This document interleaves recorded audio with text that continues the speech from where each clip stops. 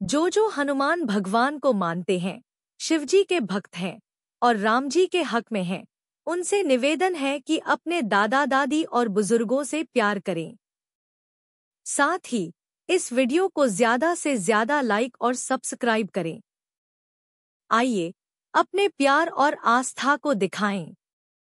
हम सब जानते हैं कि सरकार कितने वादे करती है।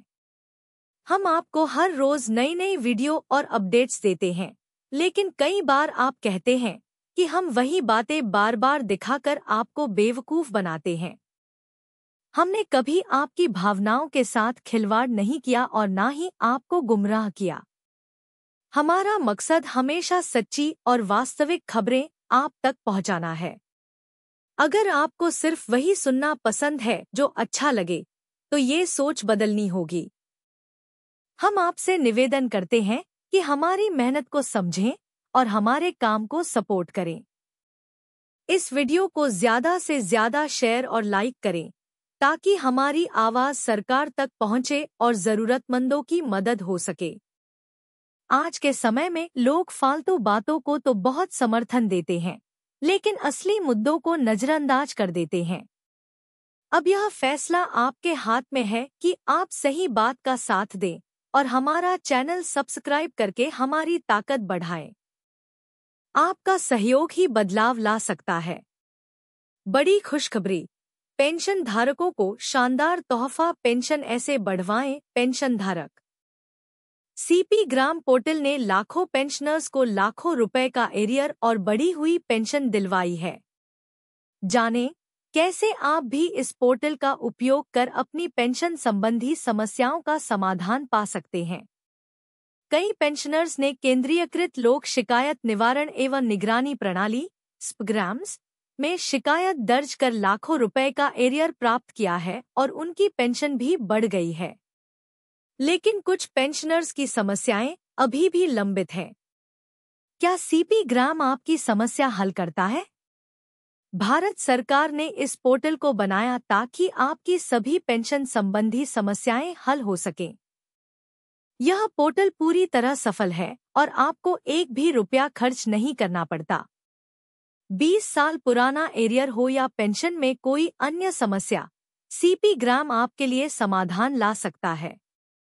यहाँ कुछ प्रमाण भी दिए हैं जिनसे यह सिद्ध होगा कि लाखों पेंशनर्स को इस पोर्टल के माध्यम से लाभ मिला है। निराश न हो, अगर आपकी शिकायत सुलझी नहीं है तो रिमाइंडर डालें और प्रक्रिया जारी रखें। क्या है सीपी ग्राम पोर्टल? सीपी ग्राम पोर्टल भारत सरकार द्वारा शुरू किया गया एक केंद्रीयकृत पेंशन भोगी शिकायत निवारण और निगरानी प्रणाली है। यह पोर्टल पेंशनर्स की सभी समस्याओं को हल करने के लिए बनाया गया है, चाहे वह पेंशन में देरी हो, एरियर की समस्या हो या पीपीओ में कोई गलती हो। कैसे करता है काम?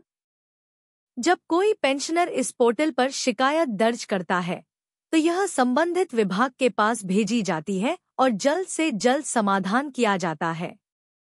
अब चलते हैं आगे की जानकारी की ओर। पेंशन धारकों को शानदार तोहफा मिला है। कुछ पेंशनर्स को अपने एरियर के बारे में जानकारी नहीं होती। स्पग्राम्स आपके हक को दिलवाने का माध्यम है। चाहे आप किसी भी श्रेणी के पेंशनर हों, सीपी ग्राम में शिकायत दर्ज करें और अपना हक प्राप्त करें। इन लोगों को मिल फायदा।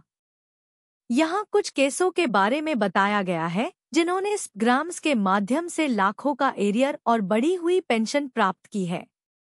पेंशन अदालत के माध्यम से आपकी समस्या का समाधान किया जाएगा। अगर आप डिफेंस पेंशनर हैं या किसी अन्य विभाग से जुड़े हैं, तो आपकी शिकायत सीपी ग्राम में दर्ज कराई जा सकती है। अब कुछ प्रमाणों की बात करते हैं। 10.37 लाख रुपए की ग्रेजुएटी एरियर बीएसएफ के माणिक डोडे ने सीपी ग्राम में शिकायत दर्ज कर यह राशि प्राप्त की। 2.75 लाख रुपए की लीव इनकैशमेंट, कैंसर से पीड़ित डॉक्टर अरविंद कुमार को सेवानिवृत्ति के बाद यह राशि मिली। 8 साल बाद पीपीओ में दूसरी पत्नी का नाम शामिल करना, बीएसएफ के एनकेएम बहादुर शाही ने अपनी दूसरी पत्नी का नाम शामिल कराया। 8 साल के बाद बकाया राशि के साथ पारिवारिक पेंशन। स्वर्गीय राम सेवक शाह के पुत्र को 35 लाख से ज्यादा की राशि मिली। 2020 से विकलांगता पेंशन का भुगतान नहीं। जोगेंद्र सिंह को 5 लाख रुपए की विकलांगता पेंशन मिली। सीपी ग्राम पोर्टल पर शिकायत दर्ज करने के बाद ये मामले पेंशन अदालत में उठाए गए और समाधान किया गया। आप अपनी किसी भी पेंशन संबंधी समस्या जैसे एमएससीपी, एसीपी, एंट्री लेवल पे, additional pension, OROP problem, PPO में गलती, लाइफ टाइम एरियर आदि के लिए ग्राम्स में शिकायत दर्ज कर सकते हैं। आपके सारे मामले निपटाए जाएंगे और आपको आपका हक मिलेगा। कैसे करें शिकायत दर्ज? ग्राम्स पोर्टल पर शिकायत दर्ज करना बेहद आसान है। आपको केवल पोर्टल पर जाकर अपने मामले की जानकारी देनी होती है और कुछ आवश्यक दस्तावेज अपलोड करने होते हैं। इसके बाद आपकी शिकायत प्रोसेस की जाती है और समाधान के लिए संबंधित विभाग के पास भेजी जाती है। आपके लिए यह जानना जरूरी है कि ग्राम्स एक जबरदस्त पोर्टल है जो आपकी शिकायतों का समाधान करता है। लगातार शिकायत दर्ज करें और अपने हक को प्राप्त करें। अपना अनुभव और फीडबैक नीचे कमेंट्स में जरूर दें ताकि अन्य पेंशनर्स को भी इसका लाभ मिल सके। इस राज्य के कर्मचारियों की हुई बल्ले बल्ले। सरकार ने किया ऐलान, 58% हुई सैलरी में बढ़ोतरी, पेंशन भोगियों को भी लाभ। कर्नाटक के मुख्यमंत्री सिद्धरमैया ने घोषणा की कि 7वें वेतन आयोग के अनुसार 1 जुलाई 2022 से राज्य कर्मचारियों के वेतन और पेंशन में 58.5% की वृद्धि होगी, जो 1 अगस्त 2022 से लागू होगी। कर्नाटक के मुख्यमंत्री सिद्धरमैया ने हाल ही में घोषणा करते हुए कहा कि राज्य सरकार के कर्मचारियों के वेतन और पेंशन में महत्वपूर्ण वृद्धि की जाएगी। यह वृद्धि 7वें वेतन आयोग 7th पे कमीशन की सिफारिशों के अनुसार होगी, जिसमें मूल वेतन में 58.5% और हाउस रेंट अलाउंस HRA में 32% की वृद्धि शामिल है। इस संशोधन का प्रभाव 1 जुलाई 2022 से होगा, लेकिन इसे 1 अगस्त 2022 से लागू किया जाएगा। हमारे व्हाट्सएप चैनल से जुड़े व्हाट्सएप।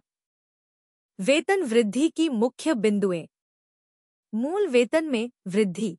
कर्मचारियों का न्यूनतम मूल वेतन 17,000 रुपये से बढ़ाकर 27,000 रुपये किया जाएगा, जबकि अधिकतम वेतन 1,50,600 रुपये से बढ़कर 2,41,200 रुपये होगा।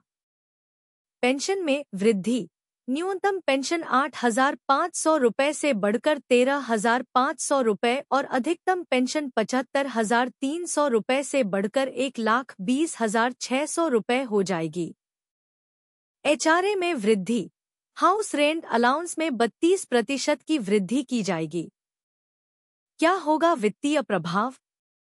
इस वेतन संशोधन से राज्य सरकार पर प्रतिवर्ष 20,208 करोड़ रुपए का अतिरिक्त व्यय होगा।